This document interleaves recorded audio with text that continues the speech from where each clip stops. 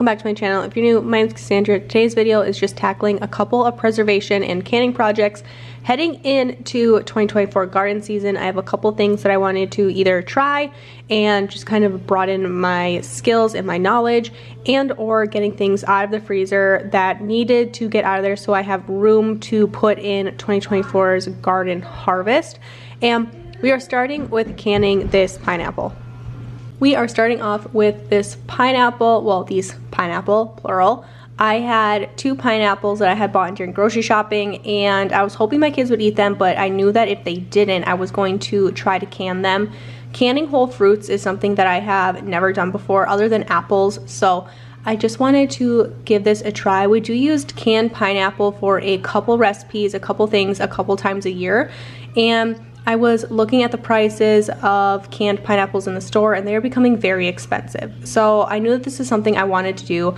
I bought these pineapples for a pretty good price. They were $1.99 a piece, and it took me probably 20 minutes of total time, like hands-on time, actually standing in the kitchen to get these pineapples processed and put into the canner and taken care of.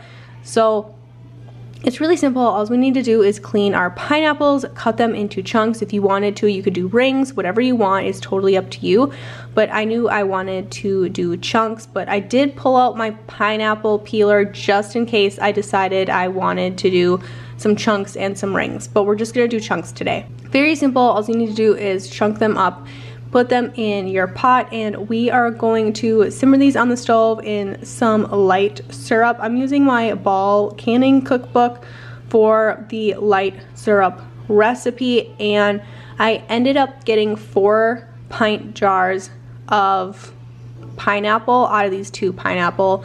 However, you're gonna see here my son does take a bowl of pineapple as his afternoon snack.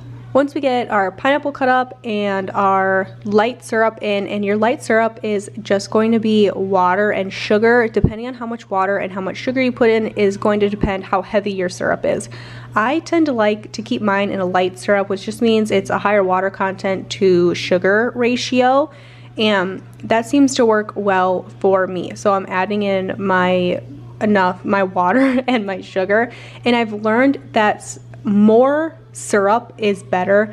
There's nothing worse than not having enough liquid to cover your food in the jars. So I always make more syrup than I think I'm actually going to need. So we're going to go ahead and basically simmer our pineapple on the stove for 10 minutes in that syrup, and we are hot packing these, which means we're taking a hot product and putting it into your jar. So while those were boiling away on the stove, I went ahead and kind of got my jars set up, my lids ready, and my funnel and all that stuff all set up so that once my pineapple was done boiling, I could get them right into my jars. Once everything was done, I just went ahead and obviously just started putting them in my jars, made sure that they were covered with syrup, and of course I do have extra syrup in my pot here, which is what I was going for.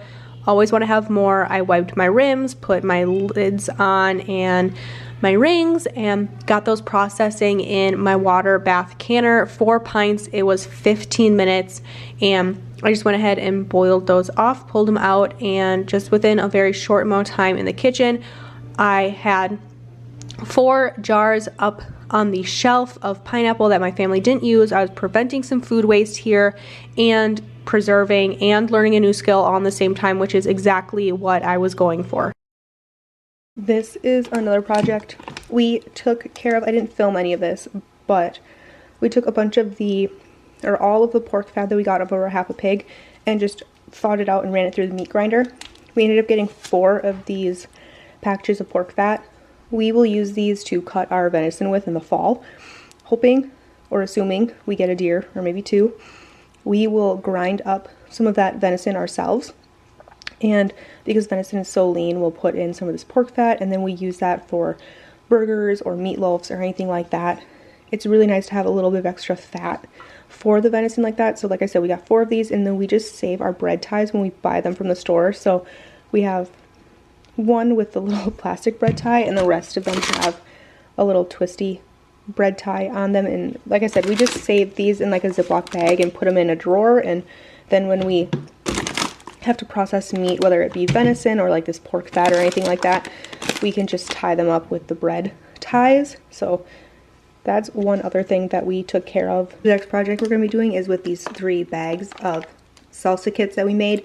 We're just not using these, and I don't want them to be in the freezer too much longer. They are starting to show they've been in the freezer just a little bit too long. So I think what we're going to do is make some roasted pizza sauce. Today is Thursday, which means tomorrow is pizza night. And I kind of want to roast these in the oven, cook them down on the stove probably today, or maybe in a crock or something like that, or in a roaster pan, and blend this up. I'll put it in a jar and just put it in the fridge, and that way tomorrow when it's pizza night, I'll have some fresh, sort of fresh roasted pizza sauce. In these bags is peppers from the garden, onions from the garden, well, a mix from some from the garden, some from the store, and then tomatoes from the garden. So I think this will be really great. I have 3 gallons here. I'm going to carry this up for today. And I also have some lard we're going to render down today. So these are our 2 projects for today to get them out of the freezer and get them used up before garden season really starts. Over the next couple of days here, we are supposed to get the last we're supposed to get one of the big last snowstorms of the year today into tomorrow.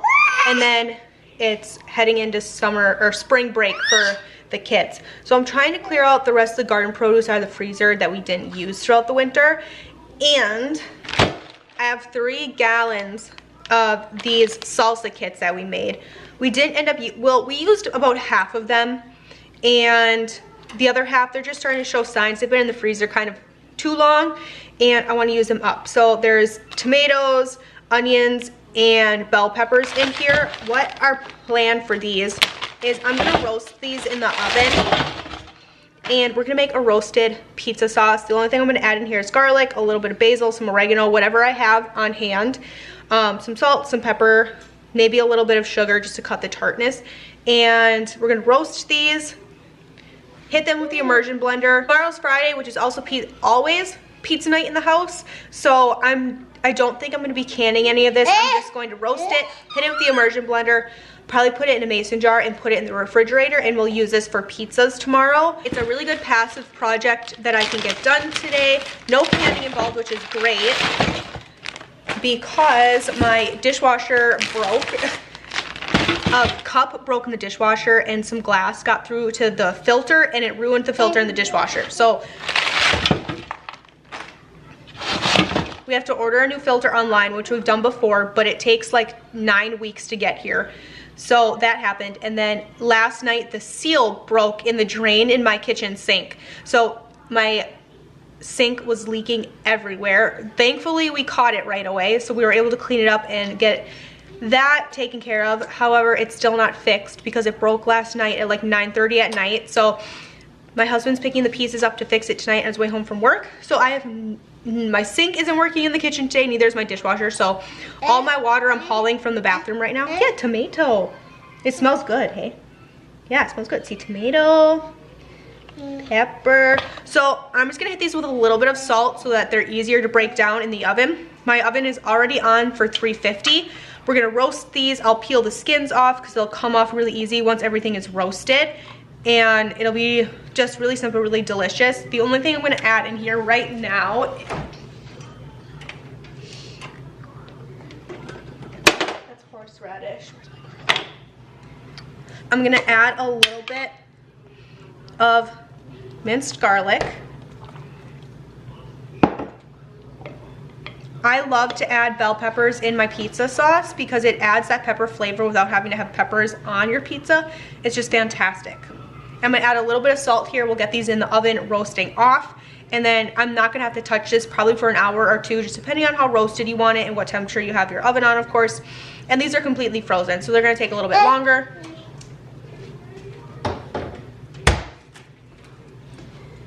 You can always either let the water evaporate in the oven, or once these get roasted down enough, they get the roastness that I want, if that can be an adjective there, and they get soft enough, I can hit it with the immersion blender, put it on a pot in the stove, and let the water evaporate that way. Or you could do this in a crock pot, in a roaster. I have tons of videos of me making pizza sauce and pasta sauce in my roaster. It's my favorite way to do it, but I kind of want to give this roasting process a try, see how I like it. And I do still have 2 or 3 grocery bags full of tomatoes in another deep freezer from the garden that I need to use up. So I'm kind of debating what I want to use those tomatoes for, but that's going to be a project for another day because those will have to be canned for sure. And I'm gonna wait for my kitchen to be fixed, at least my sink, before I worry about dealing with those. And then I have one other project I wanna do after this, so let's get these in the oven and work on our next project here, which is gonna be rendering down the lard from the half a pig that we got.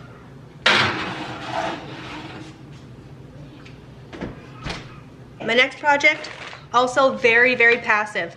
I'm gonna pull out my crock pot here. And this is the lard from our half a pig. We didn't get a ton, but it's only a half a pig, so I wouldn't expect a ton. Really easy. We're just gonna put the top on, plug it in, put it on low, let this melt down, and you can run it through a cheesecloth. If you want to strain it, you can run it through a metal strainer, or you can just dump it right into a mason jar and put it in the fridge, which is what I'm going to do. I don't worry about straining it. I know that this pork is high quality. It's raised right across the street from my house. I see these pigs come in as piglets, raised all the way up.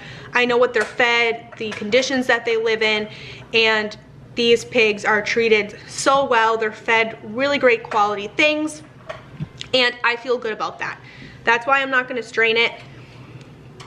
You can pressure can your lard. I don't have a pressure canner, I'm not gonna do that. And it's such a small batch, it doesn't really make sense for me.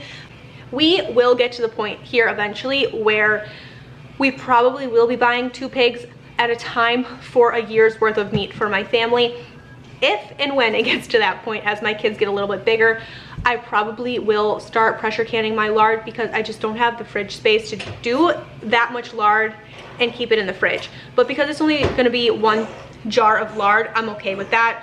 I'll put it in the fridge, and it's not gonna last long because we'll make pasties out of it. Here's what our tomato salsa kit slash pizza sauce is looking like. It's been in here for about 2.5 hours. You can see we're starting to get roasted. And there's a ton of liquid in here. A lot of the liquid is because the tomatoes were frozen. So I'm gonna leave this in here. I'm gonna let it keep going. I wanna reduce that water down as much as I can.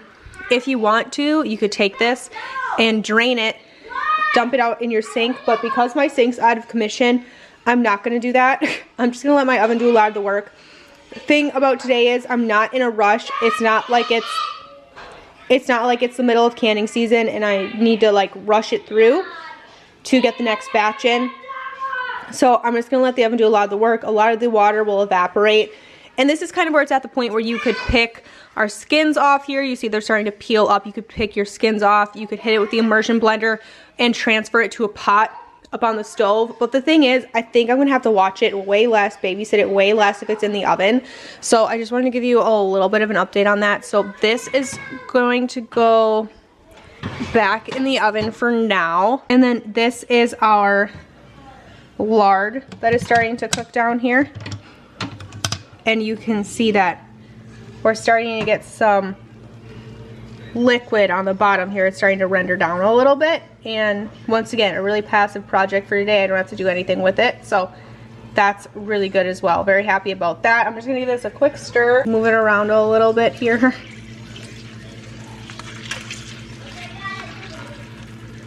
But I don't know if you guys can see. We are starting to get some fat coming off here, which is great. We're gonna let this keep going, doing its thing. And I'm gonna keep doing all my other house chores that I'm working on today while these 2 things go for me.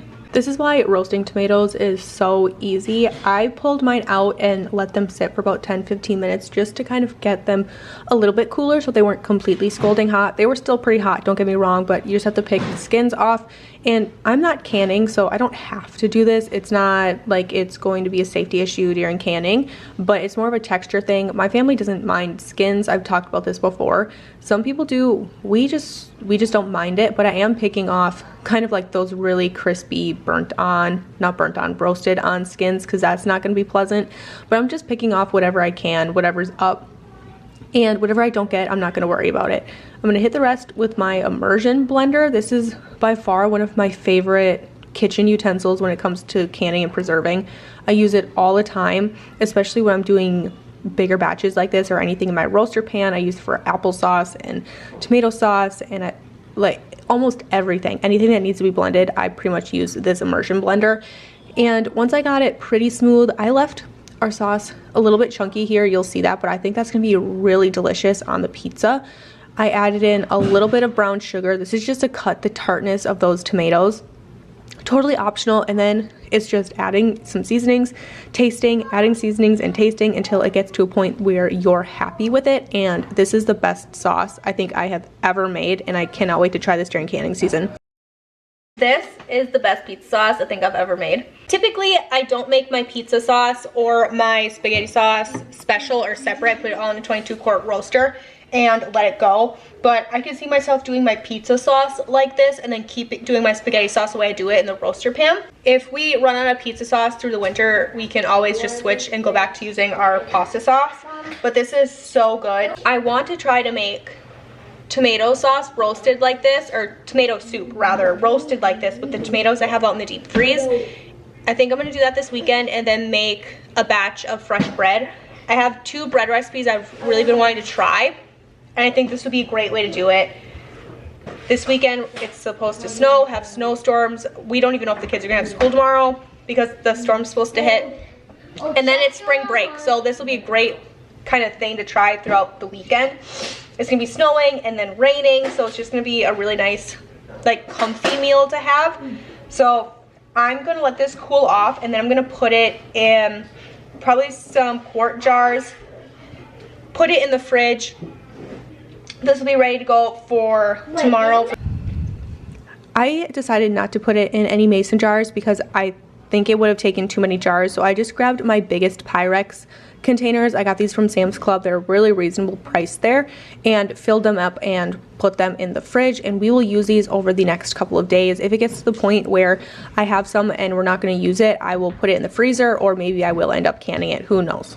This is what I ended up getting off of that pork lard. It's a half pint here. It's pretty full. I'm going to keep letting this cook down just a little bit longer. I don't think I'm gonna get much more off of it, but that's okay. And then the rest of this I will just throw to the chickens and they'll enjoy it. But I'm gonna let it keep cooking down, but I'm pretty sure I got all of it off here. There's not a whole lot left in there. So half a pint, I'm gonna let this cool. I'll put a lid on it and a ring and put it in the refrigerator, and we'll store it that way. And as it cools, it will turn white. So that's what we ended up getting off of half our pig. Not bad. Probably enough to make 2 batches of pasties.